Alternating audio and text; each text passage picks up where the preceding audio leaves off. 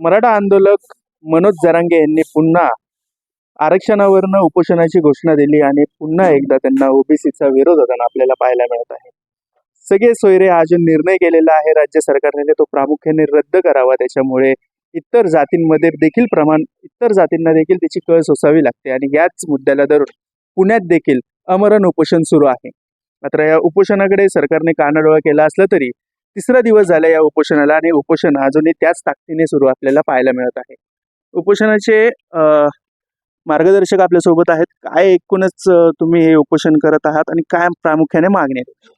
आमची सर्वात महत्त्वाची प्रमुख मागणी आहे की जो अनुसूचित जाती जमाती SBC OBCचा जातीचे प्रमाणपत्र देण्याचा जो अधिनियम आहे त्याच्यामध्ये जरांगेच्या हट्टामुळं जारंगेच्या उपोषणामुळं माननीय सरकारने जो 26 जानेवारीला ही जी अधिसूचना काढली आणि त्याच्यामध्ये एक व्याख्या टाकली की सगळे सोयरे अशा प्रकारचा ढोबळ शब्द SC ST OBCच्या जातीचे दाखले देण्याच्या कायद्यामध्ये जर टाकला तर कोणी आणि त्याच्यामध्ये एक तरतूद अशी आहे की ॲफिडेव्हिट द्यायचं आणि सांगायचं हा माझा सगळे सोयरा आहे. मग कोणी सांगेल की हा SC ST समाजातला माझा सगळे सोयरा SC STचा दाखला मिळाला जाईल, त्याला OBCचा दाखला जाईल आणि जे बाबासाहेबांचं आरक्षणाचं जे तत्व आहे त्याला हरताळ पासला जाईल. म्हणजे संविधान डायरेक्ट बदलायचं नाही, पण संविधानाच्या ज्या प्रोव्हिजन्स आहेत, जे आर्टिकल्स आहेत 15(4), 16(4), 243 यांचा बिमोड करायचा आणि OBCचं प्रतिनिधित्व संपून टाकायचं, SC STचं प्रतिनिधित्व संपून टाकायचं. म्हणजे जातीच्या दाखल्यांचा हा काळा बाजार करायचा, जातीचे दाखल्यांचा सुळसुळाट करायचा, जेणेकरून आरक्षण घेताच येणार नाही आणि आम्हाला मिळणारच नाही. त्यामुळे आमची मागणी की ही सगळे सोयरेची अधिसूचना रद्द करावी. दुसरी आमची मुख्य मागणी आहे की या सगळे सोयरेच्या अधिसूचनेला सूचना व हरकती मागवल्या होत्या. संपूर्ण महाराष्ट्रातील तमाम OBC बांधवांनी लाखोच्या संख्येने मंत्रालयामध्ये हरकती पाठवलेल्या आहेत. जवळ 8 ते 10 लाख हरकती पाठवल्या आहेत. त्या हरकतींचं झालं काय? जर तुम्ही आम्हाला म्हणताय जनतेला की याच्याबद्दल तुमच्या सूचना हरकती आहेत आणि मेजॉरिटी 90% लोकांनी त्याच्यावर हरकती घेतल्यात, तर तुम्ही त्या अधिसूचनाच्या GR करणार आहे का? याचा खुलासा सरकारने केला पाहिजे. तिसरी आमची सर्वात महत्त्वाची मागणी अशी आहे की आता होतंय असं की एकाच जातीला EWSचे पण दाखलेत, SCBCचे पण दाखलेत आणि कुणबीचे पण दाखलेत.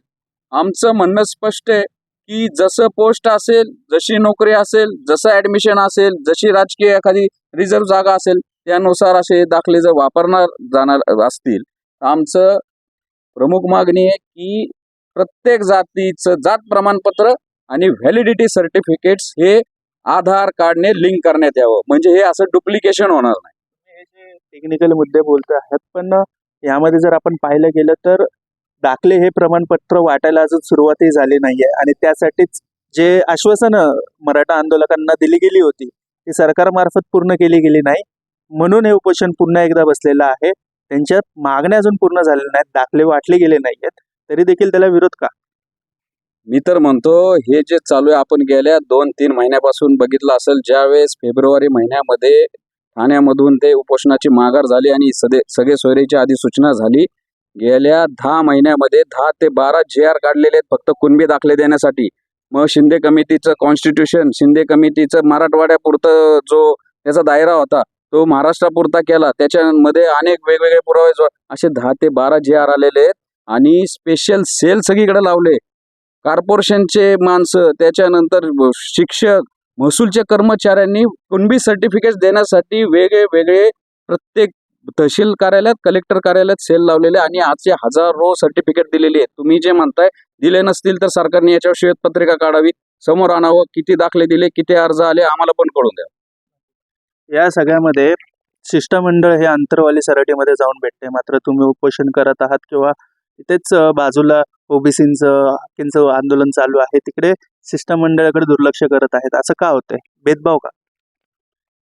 आता भेदभाव आपल्याला दिसतोय कारण की मुख्यमंत्रीच मराठा समाजाचा आहे, त्यामुळेच तर आमच्यावर ही वेळ आलेली आहे आज. कारण की 450 जातींचा विचार केला जात नाहीये, परंतु एका जातीचा मात्र विचार केला जात आहे. त्यांचे मात्र कौतुक सोहळे पुरवले जात आहे. गेले 3 दिवस झालं पुणे जिल्ह्यातून आमचे ॲडव्होकेट मंगेश ससानी या ठिकाणी उपोषणासाठी बसलेले आहेत.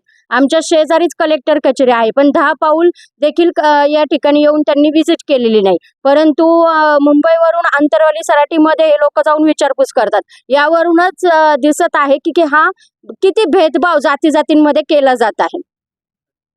तुम्ही 4था दिवस आहेत आज आंदोलनाला बसलेले आहात. काय एकूणच तुमची भावना आहे?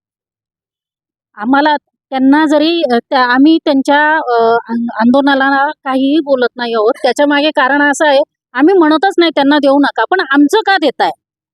आमच्या आज एवढ्या जाती असताना सुद्धा तुम्हाला आमच्याच ताटातलं हवंय, हे कशासाठी? द्यायचं असेल तर त्यांचं त्यांचं सेपरेट आहे ते करू देत ना, आम्हाला त्याच्याबद्दल काहीही मत मांडायचं नाही. पण तुमच्याकडे सरकार कानाडोळा करते, लक्ष देत नाहीये, असं अजून आता किती दिवस बसणार? अजून सरकार तुमच्याकडे कानाडोळा करत आहे, लक्ष देत नाही, अजून आता किती दिवस असा उपोषणाला बसणार तुम्ही? नाही, खरं तर आम्ही सरकारकडे मागण्या मानून थकलो. सरकारने सांगितलं तर हरकती द्या, आम्ही हरकती दिल्या. आम्ही त्या हरकतीवर सुनावणीसाठी थांबलो, त्याच्यावरही काही निकाल आला नाही. त्याच्यानंतर आम्हाला कळलं की बाबा या हरकतींना सगळे केराची टोपली दाखवून या हरकतीच्या शिवायही जी आर करणार आहेत, सरकार कायदा करणार आहे. पण हे जर करणार असतील तर हे ओबीसीचं सगळं आरक्षण संपेल. आणि हे वाचवण्यासाठी आम्ही मग जर सरकारला उपोषणाचीच भाषा कळत असेल, जर त्यांना लेखी निवेदनं कळत नसतील, जर त्यांना वारंवार सांगून कळत नसेल आणि जर उपोषणाचीच भाषा सरकारला कळत असेल, तर मग आम्हाला उपोषणाची करण्याची वेळ आलेली आहे. आम्ही कोर्टात गेलोय, उपोषण करतोय, सगळ्या मार्गाने काहीही करून आम्ही आमचं ओबीसीचं आरक्षण वाचवणार म्हणजे वाचवणार. मेडिकल सपोर्ट किंवा हेल्थ केअर असं काहीच दिलं गेलं नाही सर. अजून तरी काही नाहीये, पण आम्हाला असं कळवण्यात आलंय की 3ऱ्या दिवशी मेडिकल संध्याकाळी होईल. तिसऱ्या दिवशी म्हणजे आज संध्याकाळी मेडिकल होईल. आणि नाही जरी झाली तरी आम्ही प्रायव्हेट मेडिकल करून घेणार आहे. एकूणच आता ही 3रा दिवस आहे, काय परिस्थिती वाटत आहे ह्या उपोषणाची? एकूणच ही परिस्थिती काय वाटत आहे उपोषणाची, की मार्ग निघेल का अजूनच तुम्हाला उपोषण करावं? सरकारने जर मार्ग नाही काढला तर आम्ही मग महाराष्ट्रभर त्याचं आंदोलन करूया. महाराष्ट्रभर आंदोलन छेडूया सरकारच्या विरोधात. एवढंच. मी श्रीसंत स्वातंत्र्य संघटनेचा प्रदेशाध्यक्ष बोलत आहे की जर त्यांनी लवकरात लवकर त्याची जर दक्षता नाही घेतली तर सरकारच्या विरोधात नक्कीच आंदोलन छेडले जाईल. सर्व संघटना उभ्या करू सरकारच्या विरोधात. म्हणूनच आपण पाहू शकतो की पुण्यात हे आंदोलन सुरू आहे. जिल्हाधिकारीच्या कार्यालयाबाहेर सगळे ओबीसी समर्थक आहेत जे आंदोलन करत आहेत, सरकारला इशारा देत आहेत. मात्र सरकारने 3 दिवस झाले कोणत्याही ओबीसीच्या आरक्षणाच्या नेत्याकडे पाहिलं नाहीये, त्यांना मेडिकल सपोर्ट दिला गेलेला नाहीये आणि आणखीन बरेच काही गोष्टी आहेत जे सरकारने त्यांचं म्हणणे मांडलेलं नाहीये.